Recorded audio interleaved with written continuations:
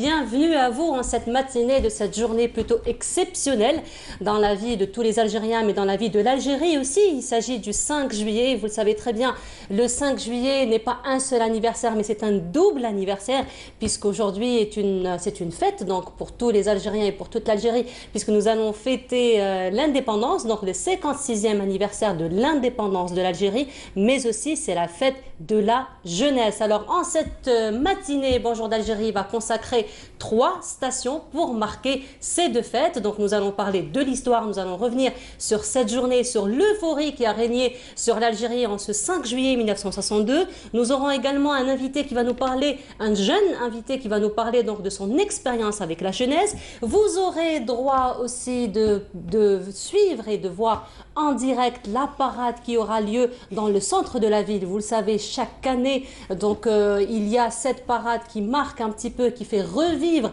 la fête du 5 juillet, et ce à travers les différentes traditions et coutumes de l'Algérie. Donc nous aurons, qui va se passer dans un petit moment, et nous aurons à suivre cette parade, enfin une petite partie, une petite séquence de cette parade en direct. Mais aujourd'hui aussi, nous aurons d'autres stations dans notre émission, puisque nous allons parler de la recherche scientifique, nous allons parler de tous ces laboratoires qui sont implantés au niveau de l'université pour la promotion de la recherche scientifique, notamment auprès des professeurs, mais aussi auprès des étudiants.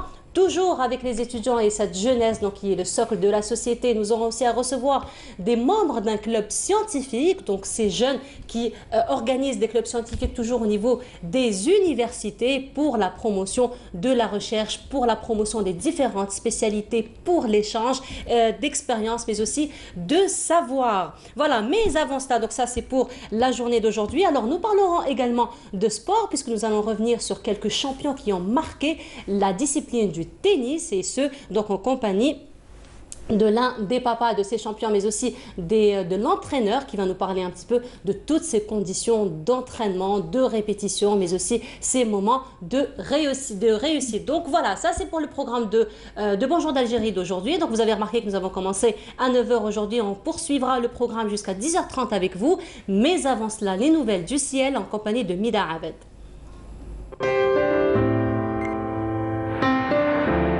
Suivez l'air du temps avec Mobilis. Bonjour Mina. Bonjour. Comment ça va? Ça va. Bonne fête. Merci, bonne fête. C'est la fête de la jeunesse et de l'indépendance aujourd'hui. On est tous concernés. C'est notre fête à tous. Voilà, alors il faut dire, nous sommes gâtés en ce moment par le soleil. Hein. Oui, mais il fait un petit peu chaud quand même. Un petit peu chaud, c'est la période aussi. Hein. C'est la période, mais au sud, hein, on a noté un petit peu. C'est vrai que nous avons eu un été quand même assez tardif cette année. Assez tardif, mais assez en force. Hein, Voilà, comme on dit dans le jargon habituel, dans le dialecte algérien, voilà, exactement. Voilà, alors les nouvelles aujourd'hui. Merci beaucoup, mesdames, mesdemoiselles, messieurs, bonjour et très bon réveil. Et bien, cette matinée sera marquée par un petit peu de brume, des nuages bas également sur l'ensemble des régions côtières. Et puis, le ciel restera plutôt dégagé en journée, voilé hein, sur les reliefs intérieurs et les Aurès, avec quelques petits orages à partir de l'après-midi. Sur la partie sud, du soleil également, du Nord Sahara vers l'extrême sud, en passant par le Sahara central, le Sahara oriental, les oasis ou encore le Hogar et le Tassili. Les températures de cet après-midi, de cette matinée, pardon, elles varient près des côtes entre 18 et 21 degrés. Sur les reliefs intérieurs, on note un maximum de 28 degrés. Hein. Du côté de Guelma, on note également 23 degrés. À Batna, 24 à Constantine, 31 degrés à Kardaya, 30 degrés à Béchar, Tindouf, Adarar et enfin 32 degrés à Ain Salah. Les températures de cet après-midi, on notera une canicule hein, sur la moitié sud avec toujours un maximum de 49 degrés. À Hassim Saoud, on notera 48 degrés. À Adrar, Ain Salah, 44 degrés. Pour l'extrême sud, sur la moitié nord, on notera toujours une petite hausse du mercure, notamment à l'est du pays avec 41 degrés à Guelma, on notera 36 à Constantine, Sétif, 37 degrés à Batna. 36 à Djelfa, 37 à Tiaret al-Bayad, Naama, 31 degrés à Alger, enfin 32 degrés à Oran. Place tout de suite à l'éphéméride et pour plus d'informations, le site de Météo Algérie reste à votre entière disposition, les 3 w.meteo.dz. Très bonne matinée et à tout à l'heure midi. Suivez l'air du temps avec Mobilis. Merci beaucoup, Mina. Merci à vous. On vous retrouvera tout à l'heure après À midi. le journal de midi. Tout à fait. Parfait. Bon, on vous souhaite bonne journée. Merci. Et bonne fête aussi, encore une Également, fois. merci. Voilà. Alors, le 5 juillet, c'est pas seulement les Moudjahidines, c'est pas seulement les Shuhada, mais c'est aussi ces artistes qui ont accompagné je dirais pas toute la révolution, mais je dirais toute la période coloniale qui a duré 132 ans. Et parmi eux, donc, le Hadj Mohamed Al-Anqa, il est incontournable. Donc, de fêter le 5 juillet sans écouter à cette chanson mythique. Alhamdulillah, ma bqash istamar fi bladna. Je vous laisse écouter cette chanson avant de retrouver notre première station en compagnie de l'un des spécialistes de l'histoire. À tout de suite.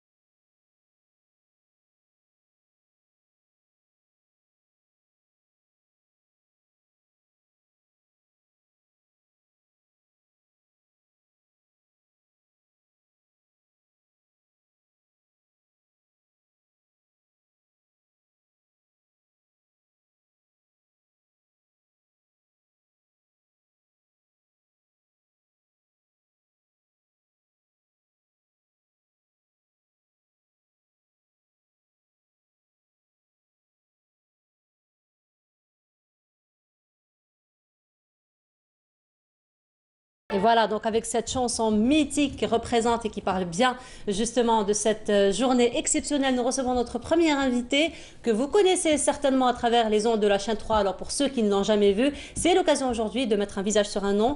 Bonjour Monsieur Hassan Arab. Bonjour. Bienvenue à vous en cette matinée. Merci. Bonne fête à vous, à tous les Algériens. Merci et bonne fête à tout le peuple algérien.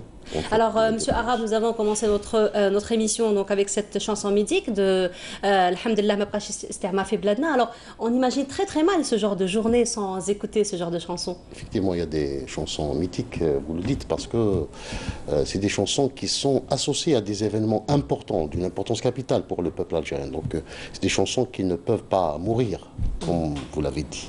Voilà. Alors, Monsieur Arab, vous êtes chroniqueur au niveau de la chaîne 3. On vous entend chaque matin donc, dans la matinale de la chaîne 3. Vous êtes spécialisé en histoire. Aujourd'hui, on va revenir avec vous sur cette journée inoubliable, sur cette journée particulière qui ne ressemble pas aux autres journées, le 5 juillet. Et donc, vous vous spécialisez dans la recherche de l'histoire. Alors, parlez-nous un petit peu de cette journée particulière. Oui, avant de parler du 5 juillet 1962, cette date importante dans l'histoire de l'Algérie contemporaine, il faut d'abord rappeler que l'indépendance de l'Algérie est le fruit d'un énorme sacrifice.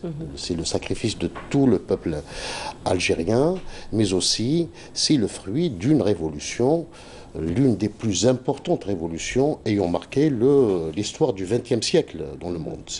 Je pense que c'est l'une des plus grandes révolutions anticolonialistes, c'est la révolution algérienne qui a duré plus de 7 années et demie de guerre de libération. Mais il faut savoir également que tout au long de la colonisation, c'est-à-dire les 132 années d'occupation coloniale, ont été marquées par des résistances, des luttes politiques et une guerre de libération nationale. Le peuple algérien n'a jamais accepté le fait accompli colonial. Donc, dès le début, c'est-à-dire dès 1830, il y avait des résistances organisées par tout d'abord la résistance de l'émir Abdelkader. Après, il y avait les résistances des Ahacha, ou Sitchir, Al-Mokrani. Après, il y avait le mouvement national, c'est-à-dire à partir des années 20, avec Salih Hadj, l'étoile nord-africaine, l'étoile nord-africaine glorieuse pendant les années 30, avant la création du Parti du peuple algérien. Après, il y avait cette date fatidique du 8 mai 1945. C'est vraiment un tournant décisif dans l'histoire de l'Algérie. C'était le tournant, c'est-à-dire pour tous les historiens, le 8 mai 1945, c'était le tournant parce qu'il va y avoir une prise de conscience chez tous les Algériens pour qui le système colonial, l'administration coloniale, pour qu'elle soit donc chassée du territoire algérien, il faut une lutte armée. Et on a compris carrément que ce qui a été pris par la force doit être repris par la force. Par la force. Donc c'est à partir de ce moment que, au sein du mouvement national, c'est-à-dire le parti du peuple algérien, parce que c'était pratiquement le seul parti qui avait clairement revendiqué l'indépendance de l'Algérie. Même s'il y avait des autres partis qui ont joué quand même un rôle à l'époque, mais c'était le parti qui avait d'ailleurs, après 1945, en 1947, il va y avoir le congrès, le fameux congrès du MTLD, et la création de l'organisation spéciale, l'OS. Cette organisation a été chargée justement de préparer le passage à l'action armée pour libérer l'Algérie. Donc c'est une expérience qui connaîtra donc à partir de 1950, qui connaîtra et sera démantelée. Donc l'organisation spéciale sera démantelée suite à des problèmes donc organiques que nous abordons pas ici. Après, il y avait la crise du parti, du MTLD, entre la fameuse crise entre les centralistes d'un côté et les missalistes de l'autre côté. Et c'est dans ce moment de crise qu'un groupe d'hommes, donc ils étaient 6, ont décidé de passer à l'action véritablement. Donc c'était les 6, Mohamed Boudiaf, Mustafa Ben Boulaïd, Rabah Bitat, Karim Belqasem, Didouche Mourad et l'Arbi Ben Mehdi, qui était le stratège du groupe. Donc il décide de lancer la révolution, de créer un front de libération nationale. Imaginez-vous donc un groupe de 6 personnes ont pu mettre en place une dynamique révolutionnaire qui va drainer au fur et à mesure que la révolution avance plusieurs autres courants donc, qui n'étaient pas forcément indépendantistes au départ. Parce que moins de 2 ans plus tard, c'est-à-dire en 1954-1956, quelqu'un comme Farhad Abbas, qui a été considéré comme un homme libéral, donc libéral dans la mesure où il avait une certaine ouverture sur un certain nombre de personnalités libérales européennes en Algérie. Donc, en 1956, on a pu réunir toutes les tendances, les ulama, les libéraux, c'est-à-dire les réformistes, les communistes, tout le monde ont rejoint, c'est-à-dire tout le monde a rejoint plutôt la révolution algérienne. On peut donc parler d'une véritable conscience déjà, parce que les Algériens étaient prédisposés déjà à avoir leur indépendance, et donc c'était facile probablement d'ancrer encore plus cette idée de libération. Oui, non, le peuple, celui qui avait compris, pourquoi j'ai dit, quand j'ai parlé de l'Arbi Ben Mehdi, j'ai dit qu'il était stratège. C'est l'un des Algériens qui avait compris que le peuple était prédisposé, était prêt à mener la lutte. D'ailleurs, il va écrire un article peu connu dans l'organe officiel de la révolution algérienne Moudjahid, où il va parler du rôle du paysan, qui sera d'ailleurs une référence pour quelqu'un comme Frantz Fanon, qui va plus tard expliquer la révolte profonde de la paysannerie algérienne, c'est-à-dire les Algériens des régions rurales. Ils ont adhéré tout de suite au déclenchement de la guerre de libération. Parce que les premiers groupes des Djounoud de la LN étaient formés essentiellement par la paysannerie algérienne. Elle aura un rôle très très important tout au long de la Révolution. Et celui qui a compris ça, c'était justement l'Arbi Ben Mehdi. Voilà. Et donc, c'est une longue lutte qui a suscité beaucoup de sacrifices aussi pour arriver à cette journée exceptionnelle qui est le 5 juillet. Alors, je voudrais juste revenir sur le 4 juillet, pas spécialement le 5, mais oui, le 4 juillet. Alors, à travers vos recherches, j'imagine que vous avez rencontré beaucoup de personnes qui ont vécu cette journée et la veille de cette journée. Oui. Alors, est-ce qu'on peut revenir un petit peu à ces témoignages des gens qui attendaient la proclamation de l'indépendance de l'Algérie? Donc déjà, le 4 juillet, bien avant. Il faut dire qu'à partir du 18 mars 1962, pour revenir, donc c'était une date importante, parce que le 18 mars, il y a eu la signature des accords d'Évian et le lendemain, il y a eu la proclamation donc, du cessez-le-feu sur tout le territoire algérien. Donc à partir de cette date, il y a eu ce qu'on appelle la constitution de l'exécutif provisoire qui était chargé, entre autres, je dis bien entre autres, pour préparer le référendum d'autodétermination. Ce référendum a eu lieu le 1er juillet 1962. Et vous connaissez les résultats, c'était à plus de 99% du oui qu'elle a emporté sur le non. Il y avait quelques abstentions. Mais le 3 juillet, la France, à l'époque, par le biais de son président de la République, avait reconnu officiellement l'indépendance de l'Algérie.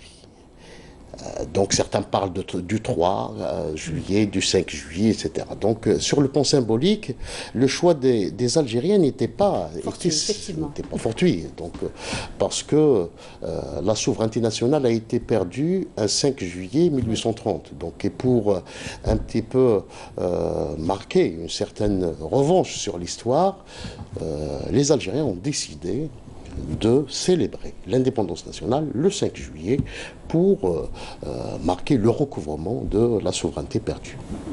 Et donc, pour les témoignages, ça s'est passé comment pour les Algériens? Avant, ils attendaient comment cette journée, ils la vivaient comment? Non, mais c'était la liesse, c'était une explosion de joie donc, de tous les Algériens. Et imaginez-vous donc dans tous les douars, dans toutes les mechtas, dans toutes les villes, les centres urbains, etc., il y avait une explosion de joie extraordinaire qui exprime un petit peu la fin d'une époque. Les Algériens qui viennent de tourner. C'est pourquoi on parle d'une révolution. On parle de révolution parce qu'il y avait un changement fondamental. On passe d'une époque coloniale répressive, raciste, tous les systèmes coloniaux, etc., avec tout ce qu'ils ont vécu, c'est-à-dire enfumade, les misères, enfumade, comme on l'appelle, donc il y avait la famine qui a marqué. Parce qu'il ne faut pas oublier qu'il y avait, par exemple, en 1868, il y avait 2 millions de morts. Les maladies, la famine, etc. C'était terrible. Plus le 1,5 million morts pendant la guerre de libération nationale. Donc c'est pourquoi il y avait cette liesse populaire en 1962, le 3, le 4 et 5 juillet. D'ailleurs, certains disent qu'ils n'ont pas dormi une minute pendant ces 3 jours. Effectivement. Alors, Monsieur Arabe, durant votre chronique de la saison estivale, vous allez la consacrer à une frange qui a eu beaucoup d'impact durant la révolution algérienne, c'est la femme, les Moudjahidettes.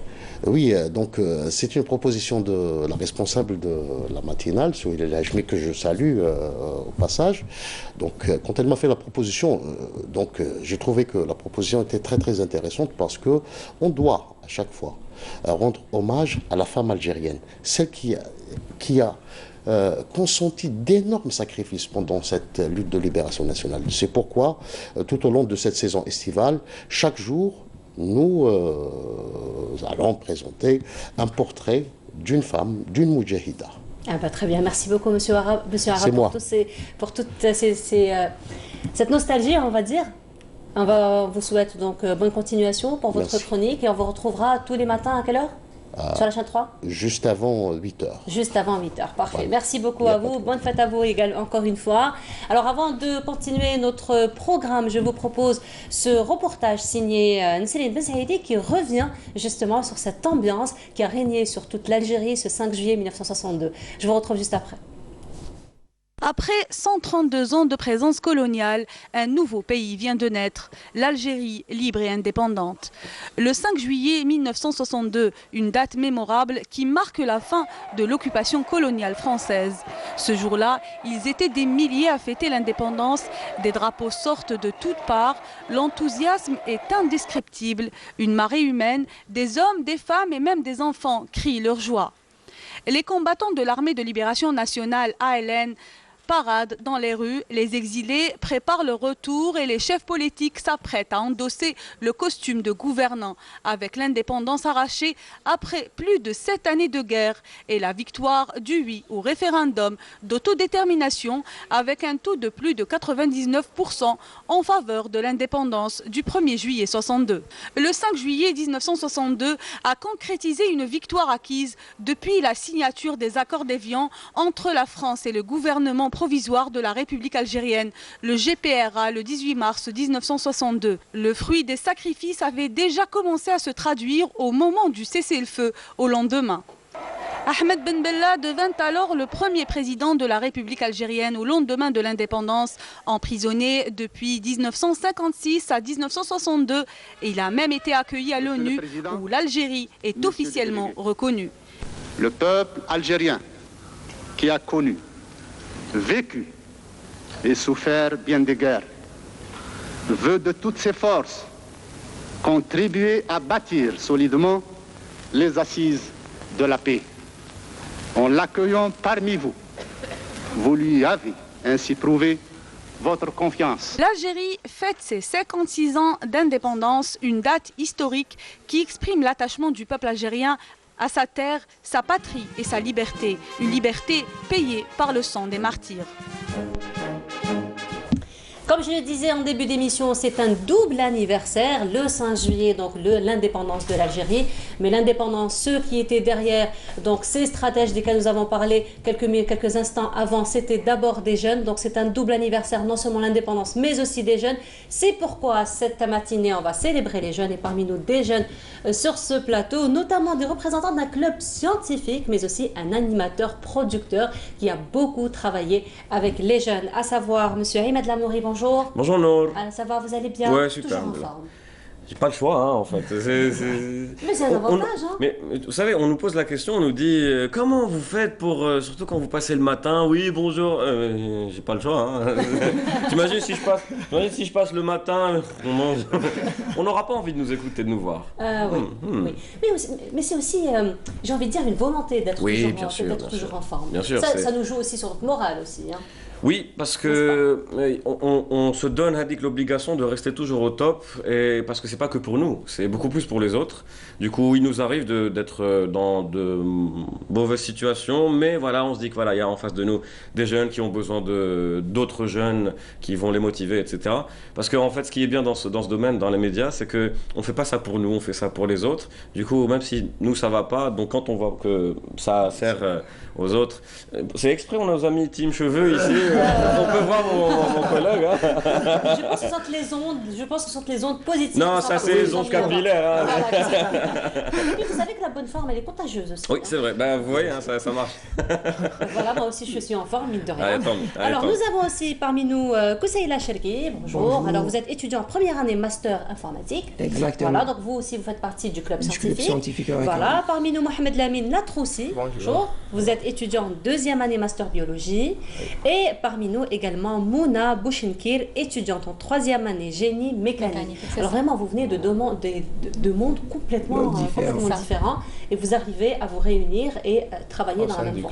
Exactement. C'est ce qui fait la richesse du club, justement. C'est qu'on ne vient pas d'une spécialité, d'une seule faculté, mais justement, l'université de Boumerdès contient plusieurs pôles, plusieurs facultés. Donc, les membres du club, justement, peuvent venir du département de langue étrangère, d'un génie mécanique. Donc, voilà. C'est un peu exceptionnel pour ce genre de club, parce que généralement, les clubs scientifiques au niveau des facultés, ils se spécialisent dans leur spécialité. Donc, on trouve généralement les étudiants qui étudient la même spécialité, la même filière. Et puis, c'est vrai qu'ils invitent d'autres, mais pour le travail en collaboration, c'est toujours les mêmes. Donc là, c'est une particularité dans votre club. Effectivement, c'est ce qui fait le charme de notre club, on va dire. Oui. C'est la différence. Parce qu'ils sont modestes, c'est pas possible.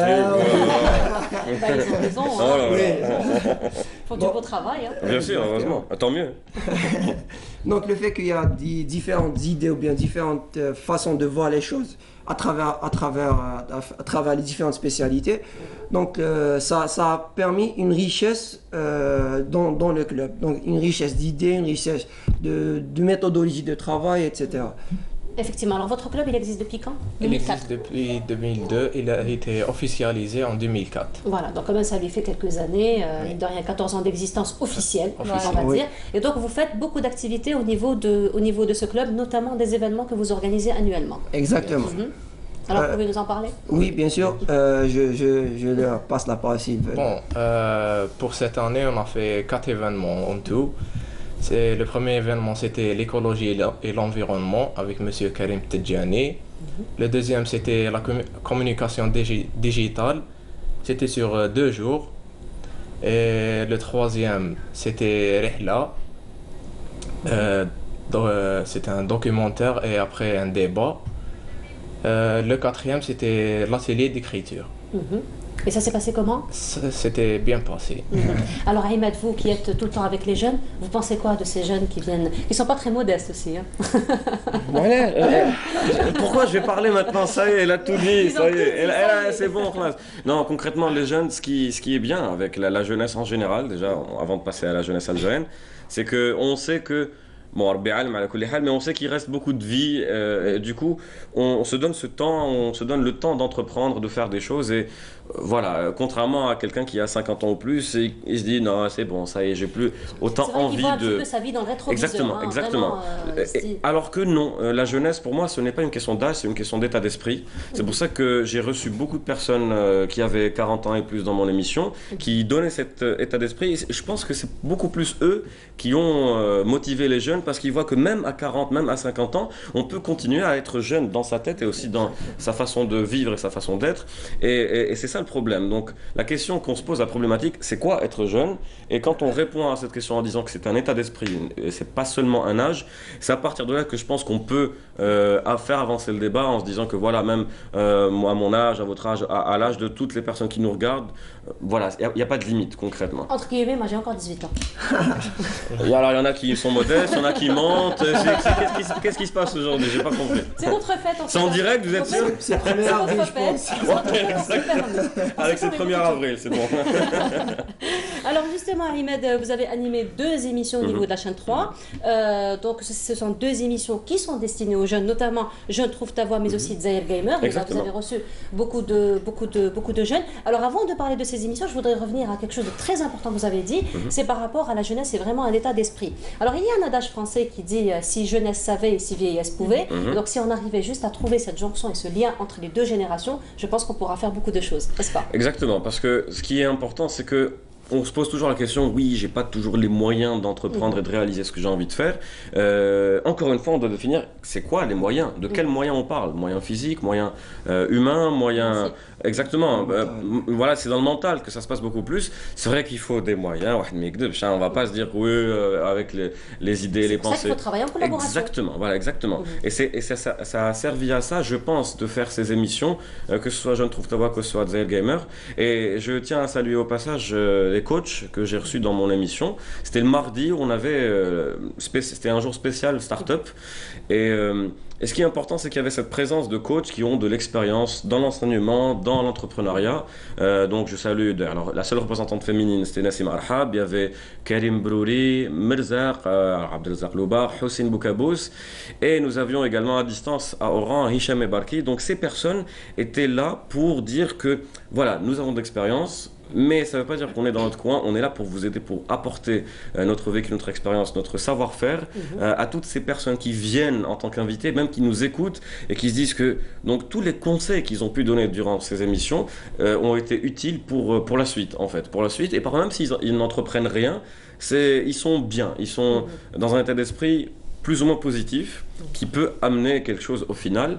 Et voilà, en fait, c'est ça, c'est le contact, c'est la rencontre entre ces personnes. C'est pour ça qu'on voit énormément d'événements en rapport avec tout ce qui est start-up, entrepreneuriat, parce que c'est pas juste une entreprise qu'on va avoir au final, c'est un groupe, c'est un état d'esprit, un network, exactement, un réseautage. C'est ce qu'on appelle le network, c'est le réseautage.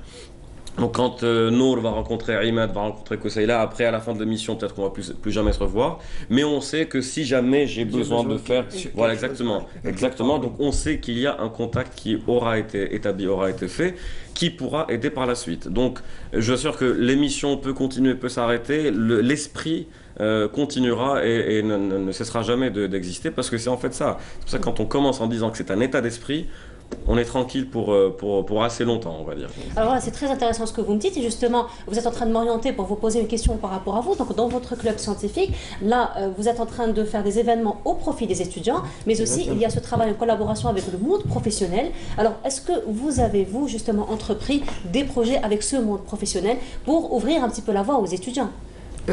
Par exemple, en 2009, je pense, on a fait une collaboration avec une boîte de télécommunications. On a organisé une petite start et ça a permis à des porteurs de projets à être incubés dans leur incubateur et ensuite créer leur entreprise. Donc, par exemple, là, c'est une collaboration avec le monde professionnel. C'est l'une des collaborations avec le monde professionnel. Et vous le faites souvent au niveau de votre club? Notre club, non, mais il y a d'autres clubs qui le font. Nous, on est beaucoup plus spécialisé vers la sociologie, la psychologie psychologie, la littérature, tout domaine confondu, mais on ne se focalise pas trop sur le professionnel parce qu'il y a d'autres clubs qui le font. Donc on essaie d'apporter le plus que d'autres clubs ne voilà, donc en fait dans la continuité, chacun apporte quelque chose et donc c'est comme ça que vous allez en fait construire le puzzle. Oui, alors si vous permettez, Nour, c'est que ce que dit Koussaïa, c'est très important dans le sens où eux, quand ils ont fait cette expérience avec cet opérateur téléphonie mobile, ils ont d'abord découvert qu'il y avait un incubateur, peut-être qu'ils ne le savaient pas. Grâce à eux, d'autres personnes l'ont découvert. C'était pareil dans l'émission. Beaucoup de personnes ne connaissent même pas l'existence de l'incubateur de Sidi Abdallah, par exemple. Et je vous assure, hein, c'est vraiment...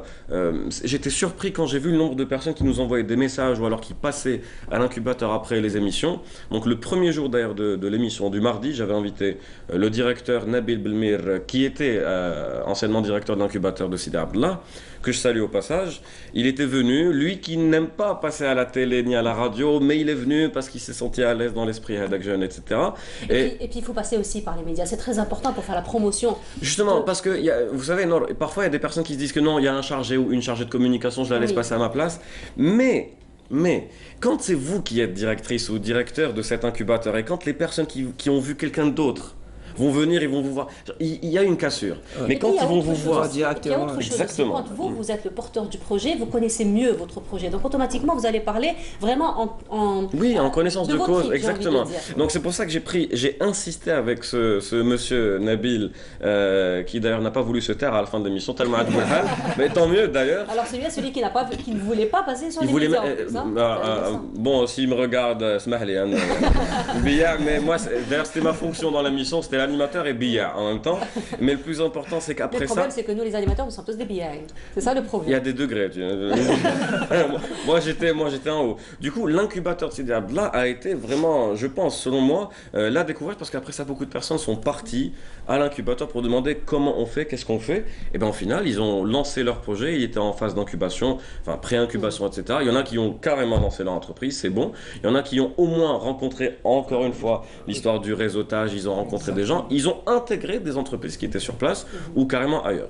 Donc c'est pour ça que on oublie que parfois juste le fait d'en parler ça crée un impact chez les autres. C'est pas forcément qu'il faut qu'il ait son entreprise qui ait un chiffre d'affaires de 2 millions de dinars par mois ou donc voilà, c'est l'impact que concernant justement concernant la vie professionnelle, certes on aborde des sujets qui sont plus portés vers la littérature, vers la philosophie, vers la sociologie, mais il nous arrive aussi il y a beaucoup de membres au sein du club qui sont intéressés aussi par l'entrepreneuriat, par le développement d'entreprise. Donc il nous arrive aussi de participer à des événements comme il y a quelques mois, il y a pas beaucoup de membres du club qui ont participé à l'événement Alger Startup Conference. Donc certes, on aborde des sujets qui ne portent pas forcément sur l'entrepreneuriat, mais voilà, on se déplace lors de ces événements-là parce que ça apporte justement un plus aux membres, justement. Alors justement, Mona, en dehors des événements-là, en plus des événements, quelles sont les autres activités que vous faites au sein de votre club? Les événements. Ouais. En fait, quand on dit événements, c'est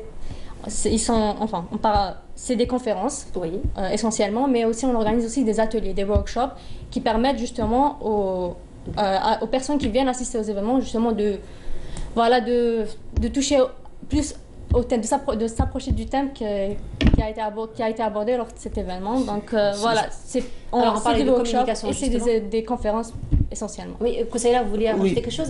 Par exemple, si vous avez dit, mis à part les événements, vous faites quoi? Donc, on est un club, on fait des événements. Il y a des événements faits pour le public, il y a des événements faits pour les membres. Donc, c'est ça le plus d'être membre dans un club. De un, avoir le cadre idéal pour se développer, avoir l'entourage idéal qui nous pousse à nous développer, et avoir quelques privilèges d'être membre du club, à participer à des formations internes faites par des membres ou bien par des donc vous faites des formations en fait. Exactement, internes, des formations de développement personnel, des formations d'entrepreneuriat, si on peut dire ça, comment analyser des écrits littéraires. Comment organiser des événements aussi, c'est important. Oui, exactement. Donc vous faites beaucoup dans la communication en fait. Oui, par exemple, on a fait un événement cette année, c'était la communication digitale, donc c'était du marketing, mais dans le web. Oui. C'est la tendance actuelle de toute façon. Exactement. Le métier community manager et la e-réputation aussi. On a parlé de ça. Donc comme on a eu l'idée d'organiser ça, on a vu que notre page Facebook n'était pas très active. Donc on a cherché à nous auto-former pour la oui, ça part souvent d'un problème, justement. Oui, exactement. Toutes les innovations viennent d'un problème. Donc on a voulu régler ce problème. On a contacté Digit School qui a accepté de venir nous faire une formation d'une journée gratuite pour nous, membres du club, et aussi pour d'autres étudiants. C'était une réussite et on en est fiers. Et comme pendant ce ramadan par exemple, on a entre membres, on a nettoyé une plage et après organisé un ftour entre nous. Il y avait eu un débat sur, vu qu'on lit ces jours-ci Mouloud Ma'meri, donc on a débattu sur Mouloud Ma'meri, sur ses œuvres littéraires, etc. C'est un peu quand même impressionnant de voir des étudiants qui viennent d'un domaine purement scientifique, donc j'ai informatique, biologie, mécanique. Ah bon, ils ont fait mécanique ça ouais. Je dirais pas. Pourquoi? Et qui s'intéressent quand même à l'écologie, littérature. C'est quand même une formation complète que vous avez. Ça, c'est très important, j'ai envie de dire. Vraiment, ça... comme je disais au départ, ça construit tout un puzzle. Voilà, on touche à tout, on n'est pas cantonné seulement à notre spécialité. On essaie justement d'ouvrir notre esprit à plusieurs domaines qui sont enrichissants aussi. Alors voilà, vous vous ouvrez à d'autres domaines, donc automatiquement vous invitez d'autres étudiants de d'autres facultés, de d'autres spécialités. Comment se fait la communication à votre niveau? Comment vous arrivez à inviter tout ce beau monde qui vient assister à vos événements? Déjà, ils sont passés dans Bonjour d'Algérie, ça sert à ça. Après chaque événement... Mais je suis quand même curieuse de savoir comment ils ont fait 14 ans auparavant. Ah, ils n'étaient pas là. Il y a le network qui ça a servi finalement. Donc, comme je disais, dans les événements, il y a une table de réception, il y a un registre d'accueil. Après l'événement, il y a une rubrique de commentaires et une autre pour le recrutement. Donc les étudiants qui s'intéressent au club, on leur présente et ils marquent leur nom et son email et on les contacte. Mais c'est vrai que participer, être membre dans ces clubs, ça donne quand même une petite expérience pour se préparer au monde professionnel, n'est-ce pas? Bien sûr. Au sein du club, on apprend à débattre, à argumenter, à défendre un projet. Oui, bien sûr. Le travail d'équipe, surtout. Le milieu associatif, c'est une école de vie. Ça aide partout, ça aide à bien penser, ça aide à s'organiser. Je ne suis pas du tout organisé, ça m'a aidé à devenir organisé. Ça aide à oser faire les choses. Si on voit quelque chose, un problème, on ose essayer en essayant de le régler. On ne se dit pas, ah non, il y a un problème, il faut qu'il le règle. Non, il y a un problème, on le règle tous ensemble. On est un groupe, on est une association, on est un club et on le règle et puis voilà. Alors Ahmed, je voudrais juste revenir sur un point, peut-être un bilan de tout ce que vous avez fait jusqu'à présent. Je ne vais pas dire un bilan final. J'ai pas 60 ans, ça va. Je ne vais pas dire un bilan final, je sais que vous avez encore beaucoup devant vous. Vous êtes sûr que Lyon c'est Aïd l'Istiqlal au Shabab? Attendez, je vérifie sur la feuille de route. Je vérifie mon âge aussi. Voilà, je vous montre, regarde. Fête de l'indépendance et de la jeunesse. Bon, ok. Qu'est-ce que je vais dire? Vous avez eu la chance de rencontrer beaucoup de jeunes à travers votre émission, à travers toutes les activités que vous faites à côté. Alors, dites-nous un peu ce que vous avez tiré jusqu'à présent de tout ce que vous avez fait avec ces jeunes. Je vais le dire en une phrase. On ne pense pas assez à nous-mêmes. Je vous assure, hein, je vous assure, et ils vont se retrouver dans ce que je vais dire, parce que quand vous êtes dans l'associatif, dans les émissions pour les autres, au bout d'un moment, vous vous regardez dans un miroir, ou même pas, hein, vous posez quelque part, vous dites, et moi, et moi alors. Vous avez posé cette question? Ah oui, plusieurs fois. La réponse, non, on ne la trouve pas tout de suite, mais on se dit justement, peut-être que les personnes que j'ai ramenées et les personnes qui sont passées, elles se servent entre elles et de l'émission, etc. Pourquoi je ne devrais pas en profiter moi-même pour peut-être encore plus évoluer dans ma carrière, dans ma vie, et ensuite faire plus de choses et des choses un petit peu plus grandes. Et on peut se tourner aussi vers le positif et de se dire mais que le positif, non, mais que le positif. Vraiment, franchement, une mission de vie, si je suis sur Terre, c'est que j'ai eu une mission et voilà, je l'accomplis. Je vous assure, non, il n'y a que du positif, parce que même le négatif, il est là, mais pour du positif. Exactement, il existe parce qu'il y a le bon et le Parce que mauvais. c'est Il y a un le avantage. voilà, il y a Le le négatif donne dans la toujours vie il y a le un bon et le mauvais. Et il faut pas que le mauvais on le voit comme une fatalité, comme Voilà. une finalité. Non, c'est s'il y a du négatif, c'est pour aller vers le positif. S'il y a du Exactement. positif, on s'arrête pas. On se dit On qu'on va essaie chercher de toujours trouver plus, justement. Donc c'est ça l'idée, c'est ça. Vous Voilà. savez là, peut-être un dernier mot pour vous? Je tiens à vous remercier pour votre invitation. C'est un plaisir. Ah bah, je vous remercie aussi. Non. Mohamed Lamine? Je vous remercie beaucoup à l'invitation. Alors Mouna? Ben, je vous remercie aussi, c'était un honneur pour nous de participer justement au Bonjour d'Algérie aujourd'hui. Eh ben, l'honneur est partagé. On vous souhaite une bonne continuation à vous trois et bien sûr à vous-même. Parce que vous avez encore beaucoup de travail avec les jeunes. Et pourquoi pas dès aujourd'hui, comme vous l'avez dit tout à l'heure, qu'on n'allait pas vous rencontrer juste après la fin de l'émission, mais peut-être collaboration par la suite. Oui, Pourquoi pas? Ben, merci beaucoup à vous d'être parmi nous ce matin. Je vous l'ai dit, ce matin, nous allons s'arrêter à une station. C'est plutôt la parade qui est en train de se passer en ce moment même au niveau du centre-ville d'Alger. Donc c'est une parade qui marque ce double anniversaire, 5 juillet et la fête de la jeunesse. Vous voyez, j'insiste, hein, c'est la fête de l'indépendance et la jeunesse. Je vois.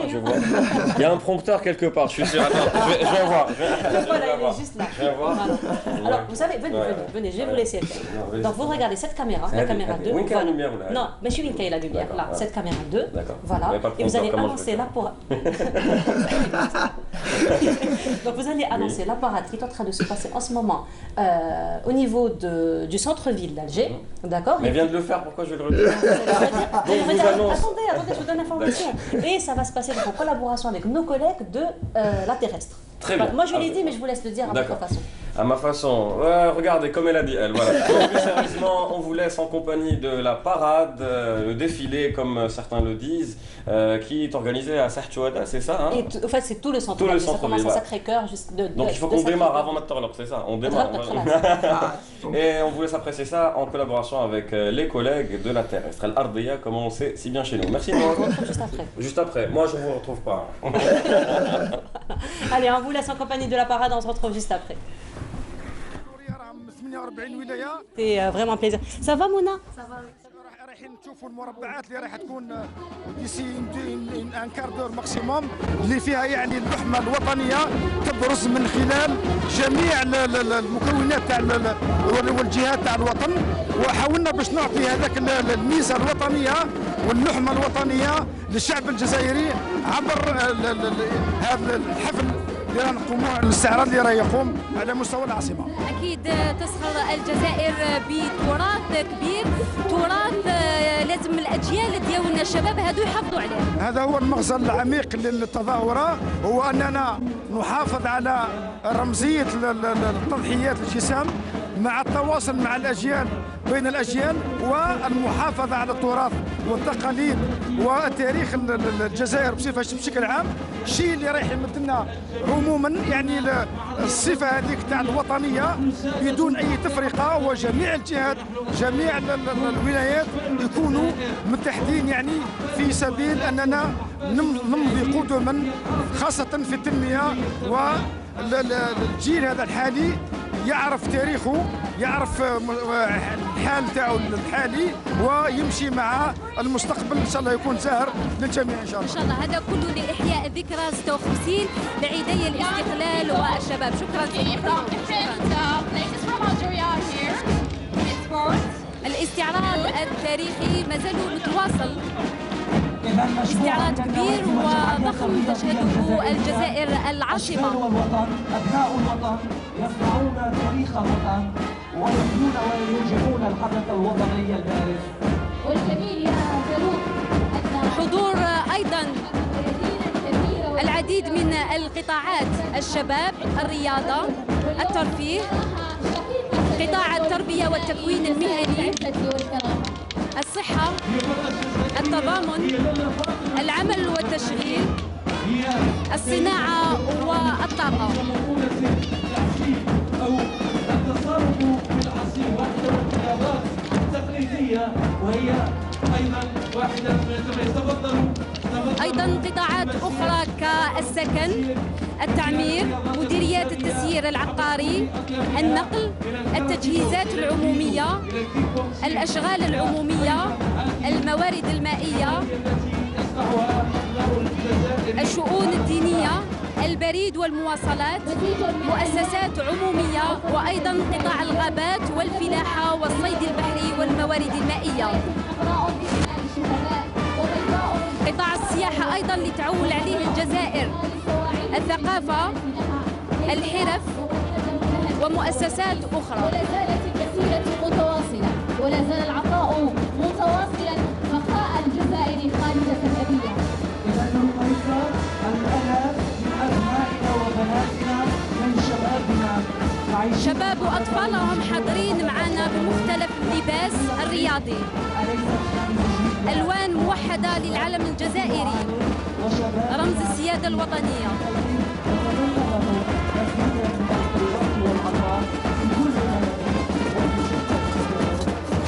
أكيد الاحتفالات ما زالها متواصلة عبر قنوات التلفزيون الجزائري.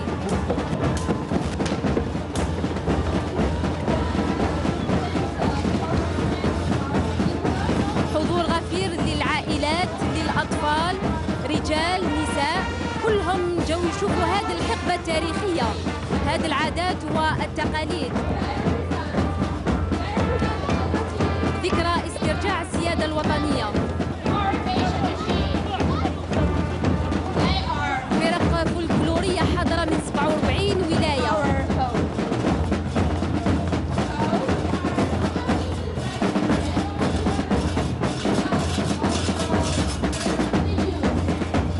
استعراض ثري يمثل الجزائر بتاريخها، استعراض نذكره على مر الأجيال.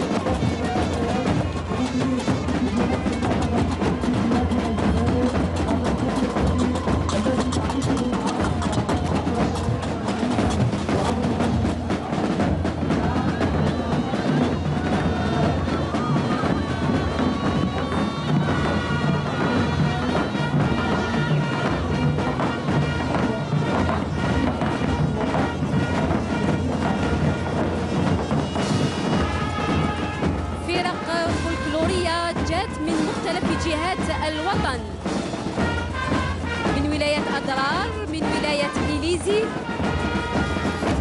فرقة توارق حاضرة معنا، ولاية تمنرست، ولاية تندوف أيضا أمينة حاضرة خلف ولاية تمنرست، ولاية بسكرة أيضا من بين الولايات الحاضرة، عروض توارق عروض رائعة أيضا من أقصى الجنوب الجزائري، توارق اللي كانوا حاضرين أيضا بقوة خلال الثورة التحريرية المجيدة.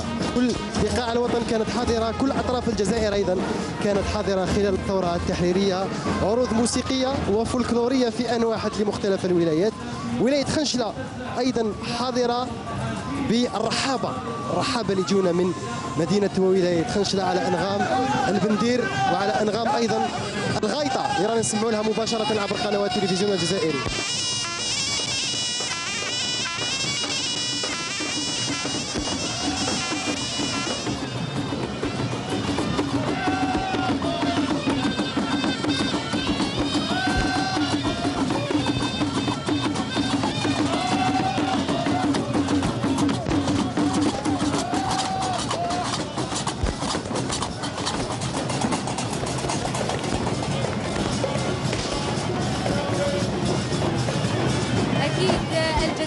غنية بثرواتها، بعاداتها، بتقاليدها. بوركت يا جزائر، وبورك من ضحى وجاهد في سبيل أن تحيا الجزائر في أمن وأمان، في جزائر العزة والكرامة.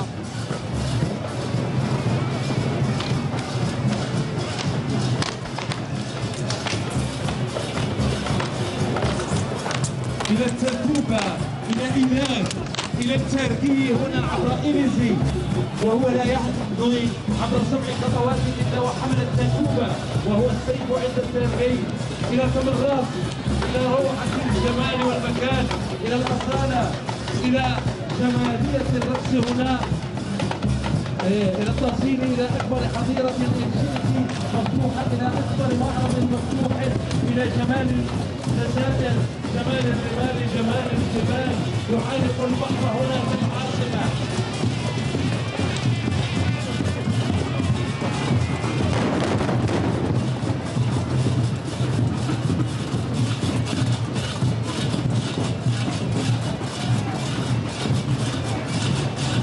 طبعا العروض متواصلة مشاهدينا الكرام وإياكم عبر قنوات التلفزيون الجزائري مباشرة. عروض مختلف الولايات الحاضرة الآن. عروض الجنوب الجزائري تلتحق مقابل المنصة الشرفية، المنصة اللي نلقاو فيها كل الوفود الرسمية، نلقاو فيها السادة الوزراء، السادة أيضا أفراد السلك الدبلوماسي الحاضرين معنا.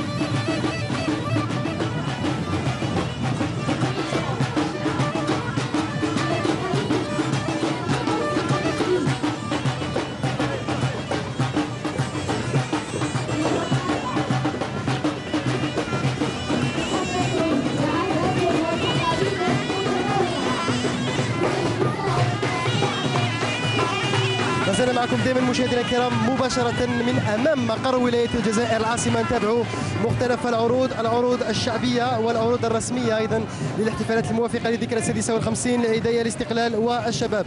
معي الآن والي ولاية الجزائر العاصمة سيد عبد القادر زوق. سيدي الكريم صباح الخير، كل عام والجزائر بألف خير. واش تقولنا على هذه الاحتفالات اليوم؟ نتذكر 5 جويلية 62 كنت طفل شاب، شاركت في الاستعراض في 5 جويلية سنة 1962 في مدينة ورقلة، ولد ورقلة.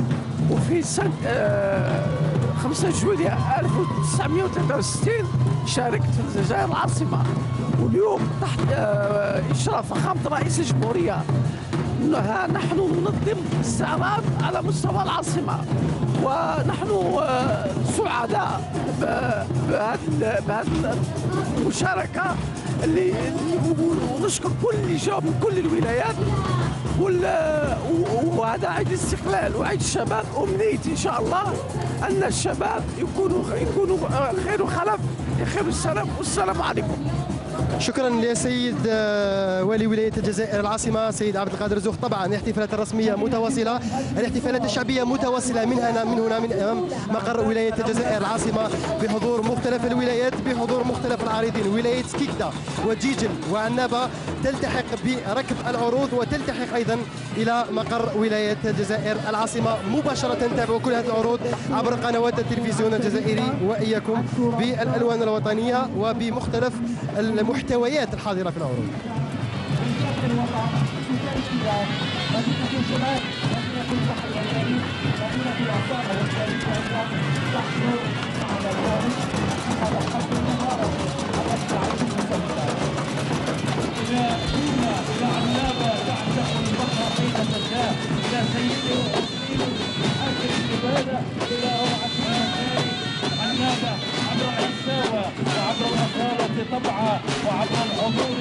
ولاية تيزي وزو أيضا راح تلتحق بالعروض بعد قليل. ولاية تيزي وزو اللي كانت أيضا من الولايات اللي شاركت بقوة خلال حرب التحرير المجيدة، قدمت العديد من الأسماء، قدمت العديد من المجاهدين، العديد من الشهداء رحمهم الله.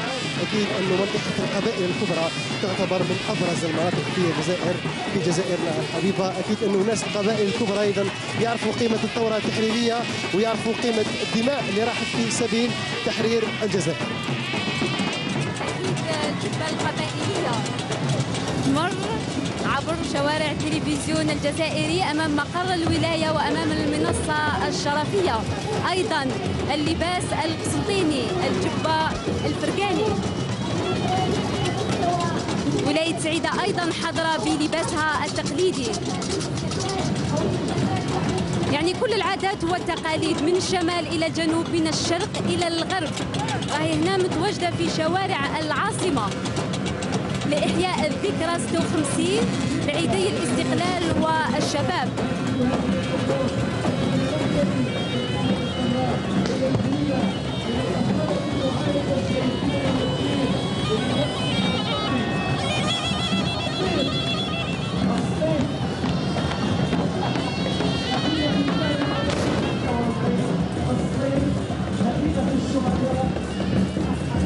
العاصمية، البندير والفرق الفولكلورية راهي متواجدة هنا أمامنا، راح تمر أمام مقر الولاية.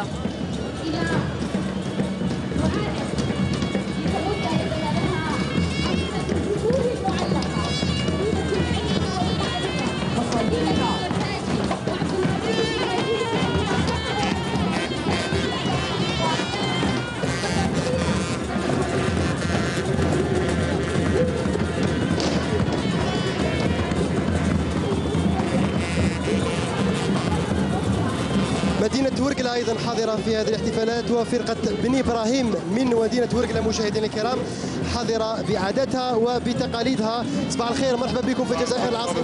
الله يسلمك خويا، ومرحبا بكم، مرحبا بنا عندكم. وحنا جمعية بني بارود بني إبراهيم القصر ورقلة، جينا لنحيا معكم هذه التظاهرة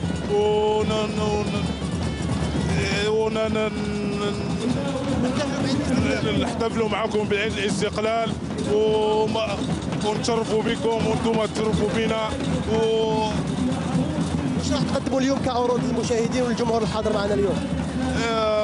احنا كما نقولوا احنا جمعيه نلعبوا البارود والغيطه والطبل، نقدموا لكم معارض الفولكلوريه تاعنا للجمهور الجزائري. شكرا على الحضور وبالتوفيق، كل عام وانتم بخير. امين يا رب العالمين، وانتم ثاني، وشكرا لكم.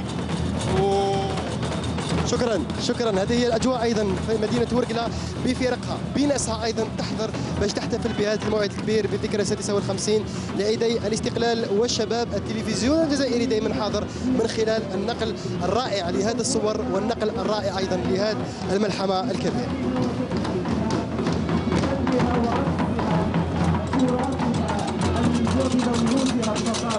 نشاهدون مشاهدينا الرقص الشعبي من مختلف الولايات. تمر من أمامنا ولاية برج بوعريريج باللباس التقليدي بشبابها،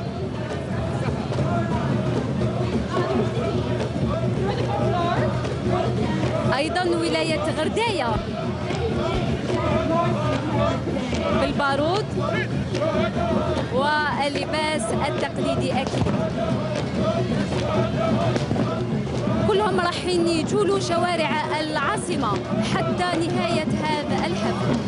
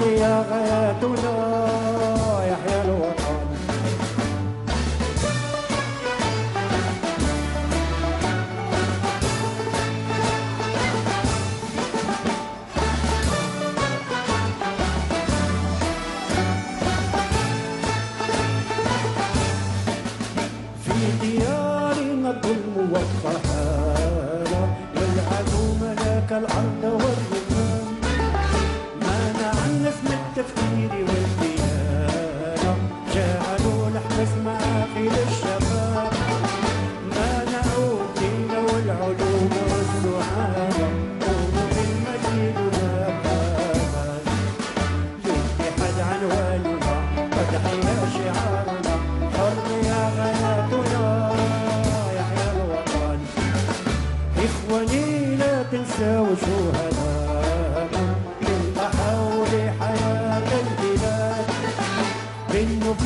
والدماء خلودها بكم ضرب الأهل والصحبة مع الأولاد صوتهم من القبور ينادينا اسمعوا لهذا الصوت يا عباد للجهاد عنواننا.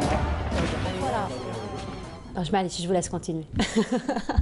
Alors voilà, nous sommes de retour sur le plateau de Bonjour d'Algérie. Donc vous avez vu, c'était une très très belle balade qui est en train de se produire en ce moment au niveau du centre-ville d'Alger. Donc si vous êtes de passage, vous pourriez aussi y assister. Il y a donc de très très belles exhibitions de toutes les us et les traditions de l'Algérie. Alors là, ce qu'on vient d'écouter justement, c'était aussi une chanson interprétée par Cheikh Mohamed Slim, une chanson aussi mythique, pardon, et j'ai envie de dire des paroles mythiques qui ont été écrites par Moufdi Zakaria pour justement rendre hommage à tous ces chouhada. Et on profite aujourd'hui pour rendre hommage à tous, pas seulement les chouhada, mais à tous ceux qui ont participé, à tous ceux qui ont été les artisans de cette journée très exceptionnelle qui est le 5 juillet 62. Alors après le 5 juillet 62, bien entendu, il y a eu beaucoup de choses qui ont été faites pour l'Algérie, pour le développement de l'Algérie, pardon, notamment la recherche scientifique. Et en cette matinée, sur notre plateau, nous avons 3 chercheurs qui vont nous dresser ce bilan de la recherche scientifique donc depuis des années. Avec nous ce matin, professeur Ossedik Oumehdi Habiba, bonjour à vous. Enchantée, merci pour l'invitation. Bienvenue à vous. Parmi nous également, professeur Adi Ben Salam Sonia, bonjour à vous. Bonjour, merci. Parmi aussi. nous également, monsieur Madoun Touhami, bonjour. Alors bonjour. Vous êtes directeur de la plateforme de prototypes. Bonjour, exactement, et voilà. Merci pour l'invitation. Alors avant de parler de la recherche scientifique, alors vous activez, mesdames, au niveau des laboratoires des universités. Donc les universités ont toutes des laboratoires pour la promotion et pour le développement de la recherche scientifique. On va peut-être parler des laboratoires dans lesquels vous activez. Très bien. Donc nous travaillons effectivement au niveau de la faculté des sciences biologiques. On est enseignante-chercheur et nous appartenons au laboratoire biologie cellulaire et moléculaire. Et nous sommes membres d'une équipe biomolécules, mode d'action, immunothérapie et immunodiagnostic. Donc nous sommes une équipe constituée donc de plusieurs chercheurs confirmés. Nous avons des jeunes également avec nous au niveau de cette équipe-là, des jeunes doctorants, des masters également que nous encadrons au niveau de cette équipe. Madame Ossedik. Oui, donc nous avons plusieurs axes de recherche donc, dans le cadre des travaux courants de notre équipe de recherche. Et donc voilà, ce sont des aspects que nous traitons qui concernent la santé publique, donc le domaine de la pharmacie également et du diagnostic. Alors M. Touhami, on a dit que vous étiez directeur de la plateforme de prototypes. De quoi il s'agit exactement cette plateforme? Donc la plateforme, c'est une forme de structuration qui rentre dans le cadre de la stratégie de la direction générale de la recherche scientifique, dans le cadre de la mise en place des plateformes à l'échelle nationale. Et donc nous avons le rôle de permettre un petit peu aux chercheurs, que ce soit universitaires ou à l'échelle nationale, de pouvoir donc prototyper donc tout ce qui se développe au niveau des laboratoires. Donc on est doté d'équipements assez importants, technologiquement élevés, et nous avons aussi des ressources humaines très qualifiées. Et donc notre rôle, c'est de pouvoir un petit peu répondre ce qui était avant un problème pour les gens qui sont au niveau des laboratoires pour réaliser leur développement. Aujourd'hui, ce n'est plus le cas à travers ces investissements qui ont été consentis dans ce cadre. Alors, mesdames, messieurs, aussi, il faut dire que la recherche scientifique a été l'une des préoccupations majeures et primaires du gouvernement algérien juste après l'indépendance. Donc, beaucoup d'investissements ont été faits, le cadre réglementaire aussi y en est. Alors, aujourd'hui, 56 ans plus tard, que pouvons-nous dire de la recherche scientifique et de l'état de la recherche scientifique en Algérie? Madame? Alors pour la recherche scientifique, donc vous savez que nous avons un laboratoire qui a été créé en 2000 au niveau de la faculté de sciences biologiques. 8 ans déjà d'existence. Exactement, tout à fait. Et nous œuvrons dans cette équipe justement à contribuer, à répondre à des besoins de la société, à des besoins économiques. Donc nous essayons de contribuer un petit peu au développement à travers nos travaux. Alors, nous sommes, comme je vous l'ai dit, un groupe de plusieurs chercheurs. Nous travaillons sur les biothérapies actuelles. On essaye de développer des biothérapies notamment comme vient de dire ma collègue, donc la problématique qui est traitée, c'est les envenimations. On travaille sur les envenimations scorpioniques et vipérines, et vous savez très bien qu'en Algérie, nous sommes touchés par ce problème de santé publique, surtout en ce moment, donc la saison estivale. Donc nous contribuons à travers, nous essayons de trouver des traitements améliorés de telle manière à pallier à ce problème. Et justement, vous travaillez avec d'autres institutions publiques aussi, telles que l'Institut Pasteur. Alors nous avons travaillé effectivement avec l'Institut Pasteur, et justement par le biais du salon, nous avons proposé un produit qui répond et qui pourrait répondre et qui pourrait intéresser l'Institut Pasteur. Donc si vous voulez un peu plus tard, j'expliquerai on va revenir le produit. Justement à votre participation à la deuxième édition du salon des produits de la recherche. Alors aussi, Madame Oussedek, pour vous, quel est votre bilan de la recherche scientifique aujourd'hui? Alors je dirais qu'il y a de grandes avancées dans la recherche scientifique en Algérie, il y a vraiment des progrès très significatifs dans la recherche, des moyens qui sont mis en route, qui sont mis en place. Mais cela dit, je pense qu'il y a aussi quelques améliorations qui pourraient être apportées à Monsieur ce qui se Touhami, passe. Monsieur Touhami, est-ce que vous joignez votre voix aussi au professeur? Complètement. Et je dirais même que par rapport aux moyens, je pense que l'Algérie n'a jamais connu une situation où le monde universitaire et de l'enseignement supérieur avait autant de moyens qu'aujourd'hui. Oui. Grâce aux efforts qui sont déployés depuis maintenant, on est à la 3e loi de la recherche. Il faut savoir que chaque loi a apporté son lot de positifs et d'équipements et d'investissements et de cadres légaux pour essayer un petit peu de faire ce bilan positif qu'on peut faire aujourd'hui, d'accord? Ne serait-ce que par rapport au nombre de produits qui ont été exposés lors du salon de la recherche, et l'exemple il est là chez vous, par rapport dans le domaine biomédical, dans le domaine industriel, dans le domaine d'éthique, donc tous les domaines, nos jeunes ont montré des capacités, des compétences extraordinaires. Nous sommes là juste pour essayer, nous sommes des porte-voix par rapport à ce qui a été fait. Mais sachez, madame, que par rapport à la recherche, les moyens sont extraordinaires. Le cadre légal, il est là. Maintenant, il y a des mécanismes à mettre en place pour essayer de ressentir ça, pour voir un petit peu l'impact sociétal. Aujourd'hui, c'est ça qu'on n'arrive pas encore à atteindre, c'est que le citoyen peut ressentir l'apport du chercheur. Voilà. Et c'est aujourd'hui le défi que nous devrions tous entreprendre ensemble, c'est comment faire pour que le citoyen ressent l'apport de ce chercheur, de cet enseignant. Il faut dire effectivement qu'entre la société et l'université, c'est un petit peu fragmenté, donc en fait, on n'a pas ce lien entre les deux parties. Alors justement, comment pouvons-nous collaborer pour que le citoyen ressente toutes ces recherches et que justement le chercheur voit le produit, son produit. Le citoyen et l'entreprise aussi. Voilà. Pas seulement le citoyen, mais tout le monde sociétal, y compris le monde professionnel. Alors quelles sont les stratégies qu'on pourrait en fait mettre en œuvre pour pouvoir arriver à cette collaboration? Moi, pour ma part, si vous permettez, je prends la parole. Donc, moi, je pense que les choses sont très simples, d'accord? Il faut juste qu'on puisse faire un saut d'orgueil, comme on dit, si on peut se permettre, et qu'on va dire que on va se mettre ensemble autour d'une table avec nos partenaires, parce que la recherche, au fait, dans son écosystème, elle ne peut rien faire toute seule. Tout à fait. Le chercheur, il est là pour développer. Une fois qu'il le développe, il doit trouver une entreprise, un industriel, un vis-à-vis, exact, tout simplement, un vis-à-vis. Vous avez vraiment utilisé le mot magique, d'accord? Et il reprend son travail au laboratoire pour faire autre chose. Vous voyez? Et ce vis-à-vis-là, ces mécanismes-là, aujourd'hui, n'existent pas.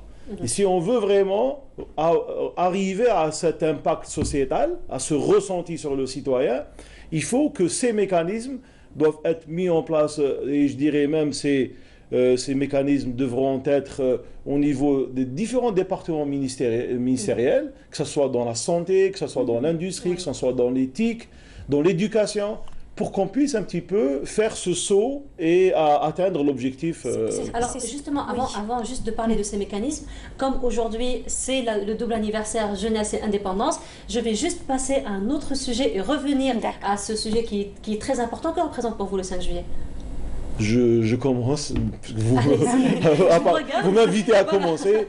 Donc moi, sincèrement, le 5 juillet, c'est une journée qu'on ne peut même pas l'exprimer par des mots. Vous voyez, donc c'est un événement qu'on ressent dans notre chair, qu'on ressent dans notre esprit. Et je dirais que ce 5 juillet 2018 n'est pas le même que l'année dernière, parce que les jeunes qu'on a vus au salon, c'est des prodiges, c'est des gens extraordinaires. Et apparemment, les 5 juillet de l'Algérie s'améliorent de chaque année. Et pour votre part? Eh ben, écoutez, tout à l'heure, quand on a entendu les chants patriotiques, vous savez, à chaque fois, ça fait, c'est émouvant pour moi, parce que quelque part, sans les martyrs, sans nos martyrs, on n'aurait jamais pu être là. Allah yarham shuhada. Ça représente l'Algérie libre et c'est déjà... ça veut tout dire. Exactement. Alors, vous restez avec nous. On va juste voir quelques témoignages. Et Lamia, notre collègue Lamia Boudbouda est sortie. Donc, elle a rencontré beaucoup de personnes qui nous parlent, qui témoignent un petit peu sur cette journée, un petit peu leurs sentiments par rapport à cette journée. Je vous laisse regarder ces témoignages. On se retrouve juste après pour continuer notre débat autour de la recherche scientifique. Allez, à tout de suite. الحمد لله ما بقاش يعمر في بلادنا.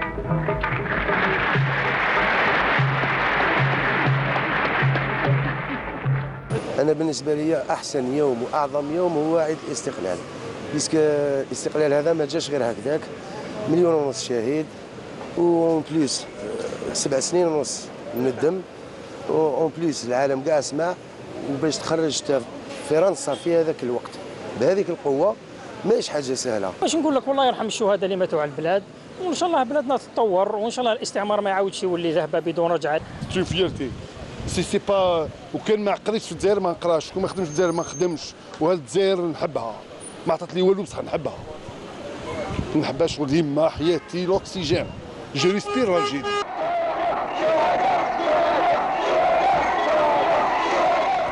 فرحت كثيرا لأن الجزائر انتصرت وأصبحت حرة. كاين ناس فرحين وما على بالهمش واش كاين، شافوا الناس فرحانين فيهم فرحانين هنا، وكاين ناس يتباكاو، كاين ناس يسقسيو ويتأكدوا إلا كان صح. كاين كل شيء. Alors ce que je ressens d'abord, c'est comme une citoyenne et comme algérienne et comme femme. Oui. Je veux m'exprimer par rapport à ça. Pour moi, on a réussi. Notre présence pendant cette période, et on a été d'une importance où il faut le souligner, il faut chaque fois le dire, et il faudrait que ça continue. On a lutté pour une cause, et maintenant on lutte pour notre présence en tant que femme, et on va réussir, Inch'Allah.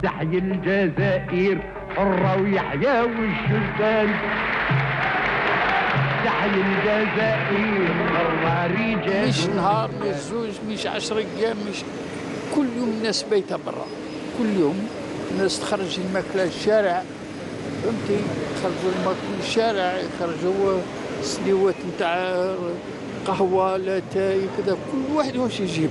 Tout le monde drapeau à la main. J'avais mon frère qui est rentré, il était moujahid aussi, il était emprisonné. C'était une grande joie, c'est magique. C'était une grande joie. Voilà. On ne pouvait pas décrire cette joie, tellement on était très contents. Moi, j'aurais aimé la journée والفرحة والزهور.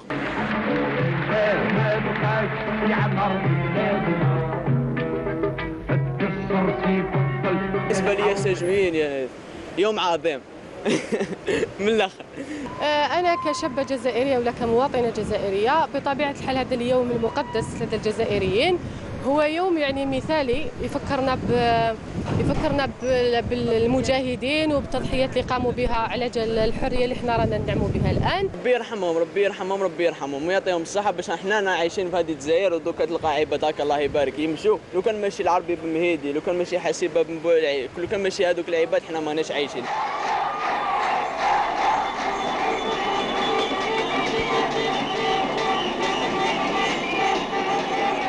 Ça représente sûrement une journée glorieuse pour le peuple algérien.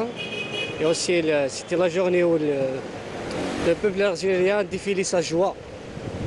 Ça a défilé sa joie en tant que, voilà, a arraché son indépendance après des années, plus d'un siècle de colonisation. Voilà, en tant que jeune, voilà, on n'avait pas cette chance de vivre ces instants magiques ou bien magnifiques de l'histoire de notre pays. ما نكذبش عليك كل ما تلحق 5 جويي انا اون طونك جزائري وحر نحس شغل كل 5 جويي نعاود نزيد كل 5 جويي نعاود نزيد هذه هي وان شاء الله الامن والامان لهذا البلاد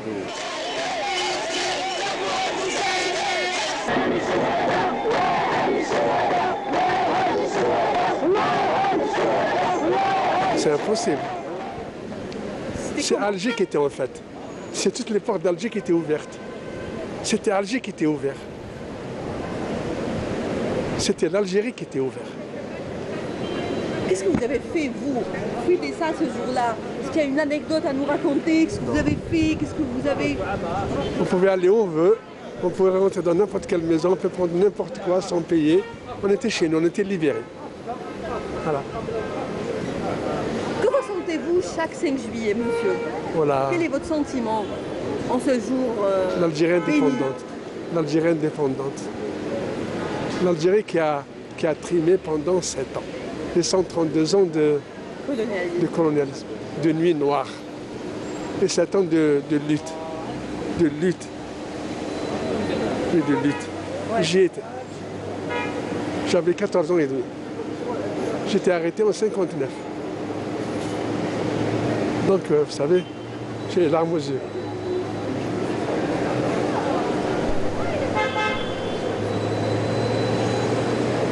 Non, c'est pas des choses à... je ne sais même pas pourquoi je réponds à cette question. Ça vous touche parce que... Ça va pas, non? C'est l'Algérie. Madraka l'Algérie.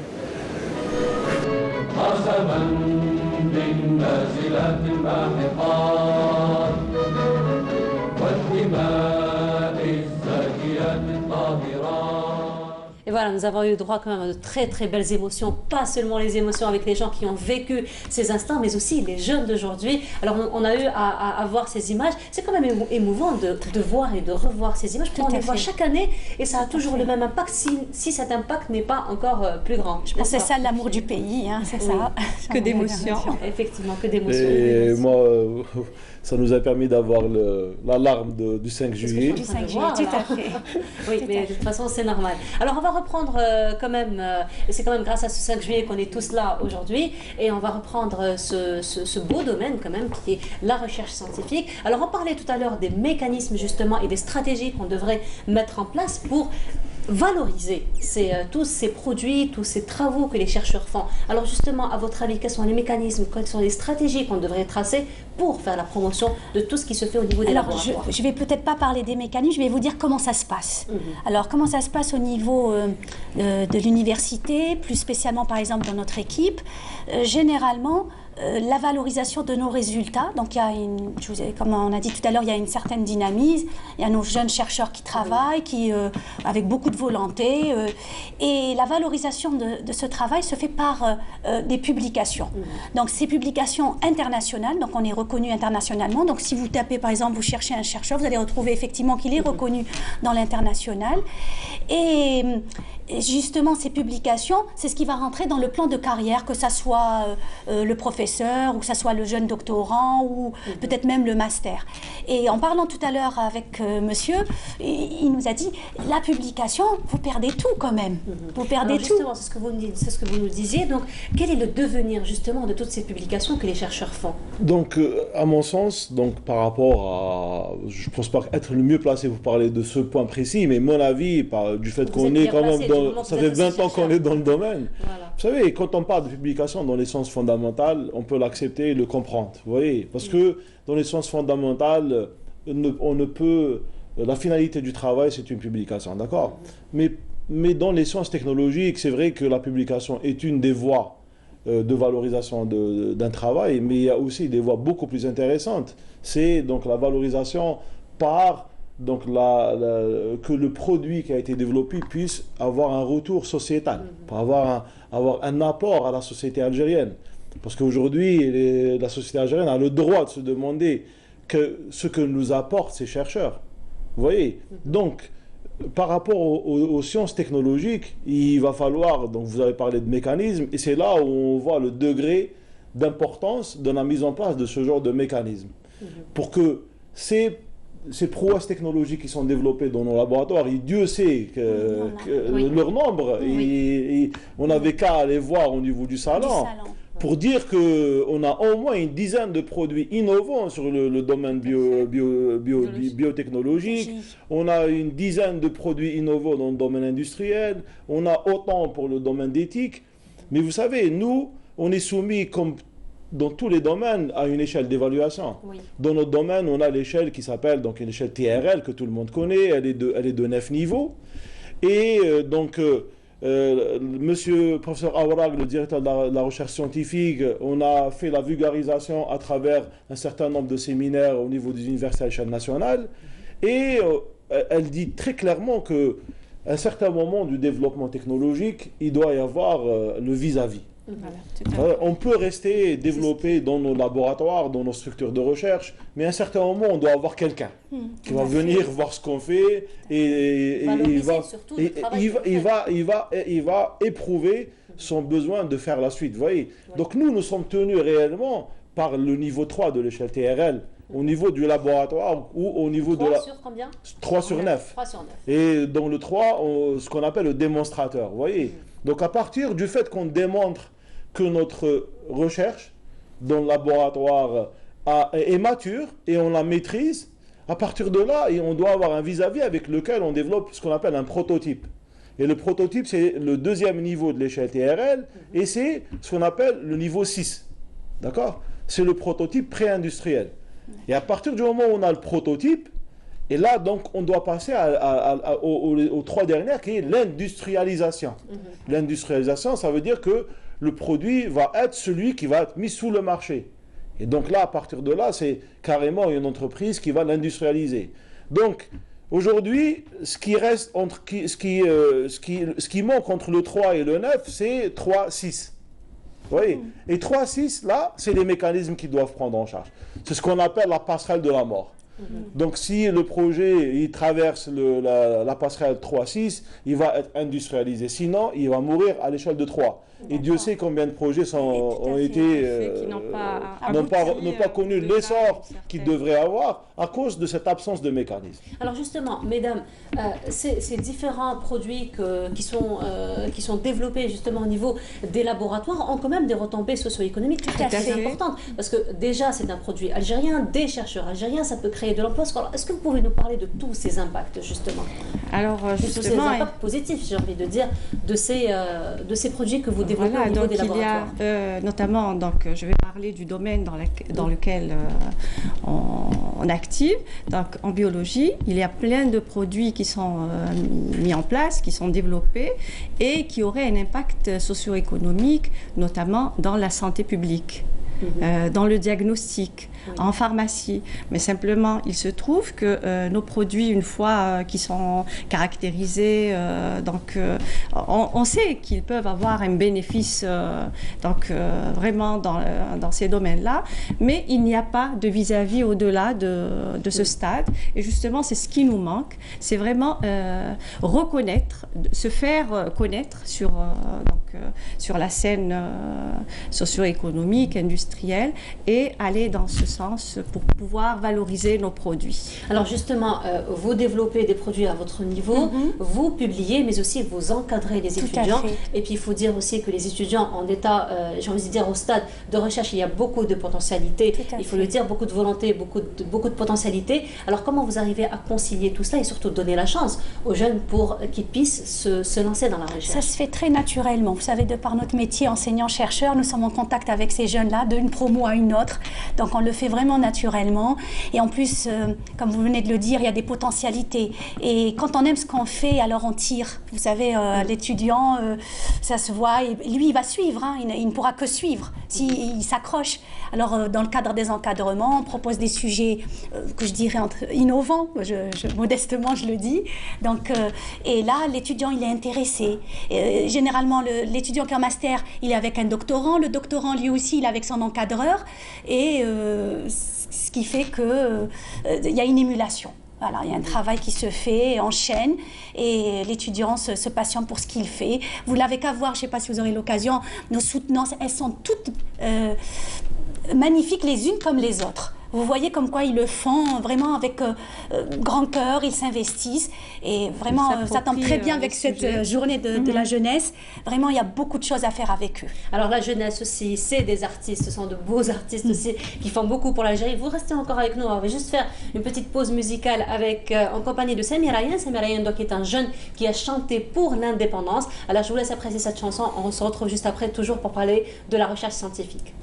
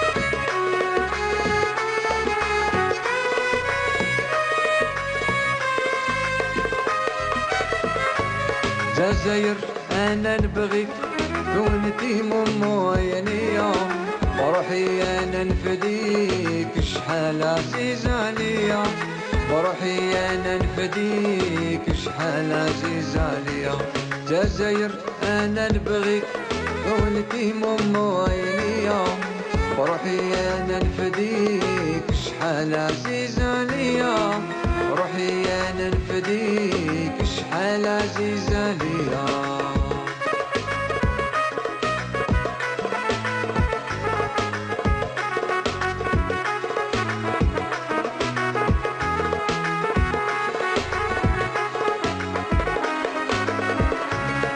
ضرب يدي واتيك الراية الجزائرية نجمة وحلال فيك دم الشهيد مسقية نجمة وحلال فيك دم الشهيد مسقية ضرب يدي واتيك الراية الجزائرية نجمة وحلال فيك دم الشهيد مسقية نجمة وحلال فيك دم الشهيد مسقية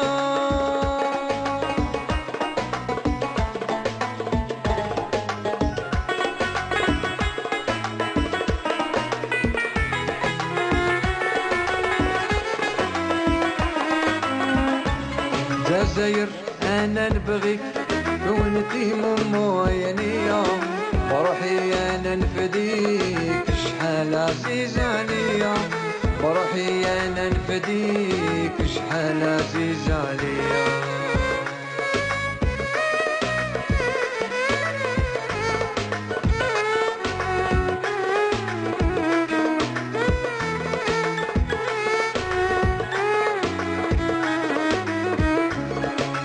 الشدة واقفين هذا واجب علينا أمانة الجدود وريحة الدم علينا أمانة الجدود وريحة الدم علينا على منادي معالي الراية لازم تبان يحميك مولانا العالي ويحفظك الرحمن يحميك مولانا العالي ويحفظك الرحمن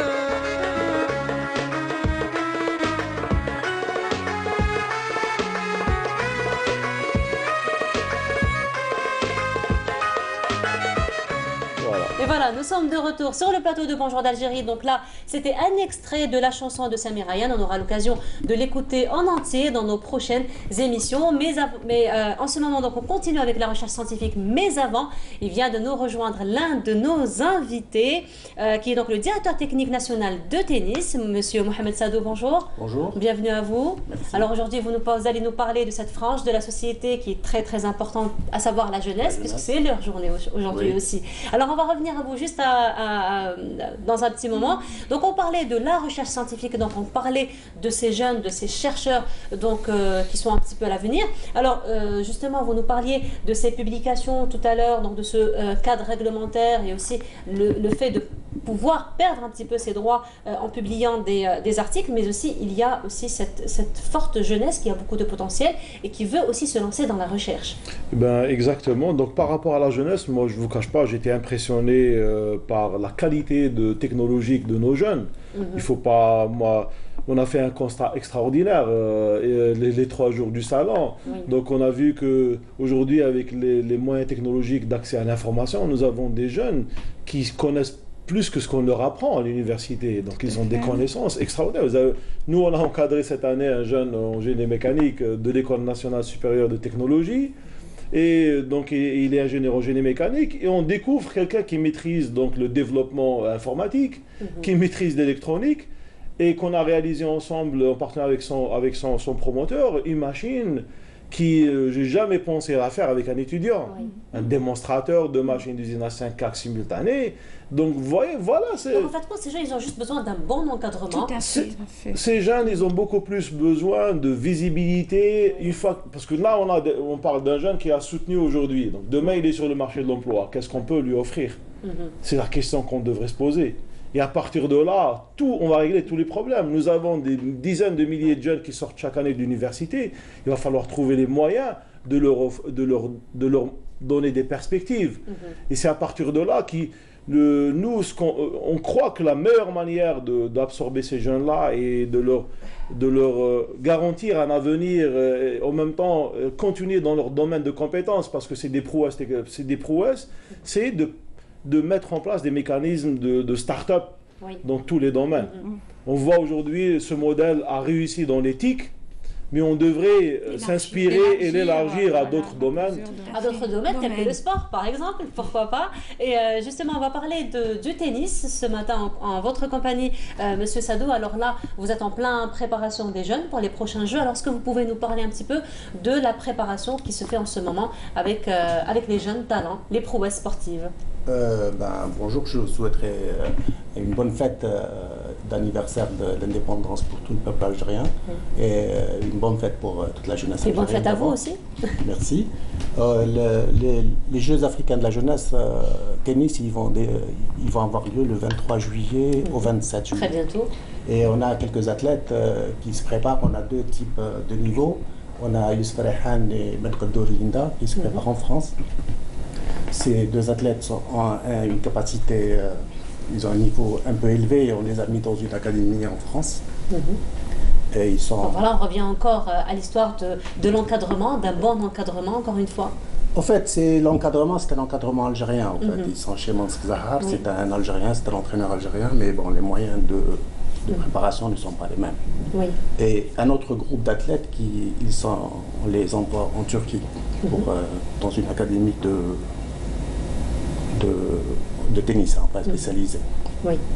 Alors justement, il faut dire que le tennis a fait beaucoup de progrès ces dernières années. On a eu quand même des jeunes qui ont marqué cette discipline. Est-ce que vous pouvez nous parler de ces jeunes qui ont justement marqué cette discipline?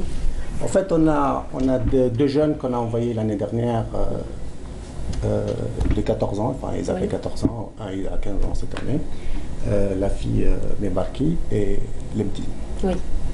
Ils sont actuellement au Maroc. On a eu de très bons résultats cette année. La fille Mebarki a fait finale dans un tournoi de grade 1 en Afrique. Pour comparer, l'année dernière, c'est la photo donc nous sommes en train de voir là en ce moment. C'est Youssef Rehan avec Linda Benkadour. C'est nos deux meilleurs espoirs en fait. Ces 2 athlètes sont parmi les meilleurs en Afrique. Et ils ont un potentiel qui peut les mettre dans les 100 premiers au monde, en fait. 100 premiers au tennis, 100 c'est beaucoup, mais 100 au tennis c'est rien du tout, en fait. Être dans les 100 premiers, c'est un excellent résultat. C'est un exploit quand même. Par rapport aux moyens qu'ils ont eu en Algérie, c'est un exploit, parce qu'avoir des talents comme ça, c'est pas du tout évident, en fait. C'est un sport très pointu, où la performance est très... Oui, c'est ça. Là, nous avons une autre photo, vous pouvez la commenter peut-être? Youssef Rehan, en plein revers. D'ailleurs, on a quelques difficultés avec son revers. Il est parti dernièrement au Kenya pour jouer la Coupe Davis. Et il est parti, il s'est blessé en fait sur le poignet, enfin pas le poignet, le poignet, enfin le poignet gauche. La même blessure, Ben Khodr a la même blessure mais sur le bras gauche. D'accord. Et se fait comment la prise en charge justement sur le plan médical? C'est intensif, enfin, il a des soins, actuellement il fait des soins intensifs tous les jours. Il évite de jouer avec sa main gauche parce que bon, voilà, c'est un joueur qui peut jouer autrement qu'avec sa main gauche. Voilà, donc en fait ça ne l'handicape pas pour participer aux compétitions et pour continuer son jeu. Ça peut l'handicaper, mais on espère le rétablir d'ici là. En fait, ça peut l'handicaper, ça peut lui... D'ailleurs, on a carrément évité de le faire jouer au Kenya, enfin à la Coupe Davis. Il a joué le premier match, il a senti des douleurs. On lui a demandé d'arrêter de jouer pour pouvoir se rétablir à temps. Parce que c'est un objectif. Les Jeux africains de la jeunesse, c'est un objectif très important pour nous et pour lui aussi, oui, pour une perspective d'amélioration de son niveau. Alors si on doit parler un petit peu de la situation du tennis en Algérie, on dira quoi? On dira qu'en fait, elle n'est pas aussi bonne qu'elle doit l'être par rapport aux moyens qu'on a. Je vous cite un exemple, le nombre de clubs qu'on a, on est 1200 licenciés. Oui. C'est un chiffre insignifiant. C'est un chiffre où, par exemple, si... Alors, excusez-moi, vous parlez de 1200 athlètes ou 1200 clubs? 1200 licenciés. Licenciés, d'accord. Licence de tennis, qui est... à une certaine époque, le complexe de Bajdrah, il y avait 1200 licenciés, uniquement à Bajdrah. Oui.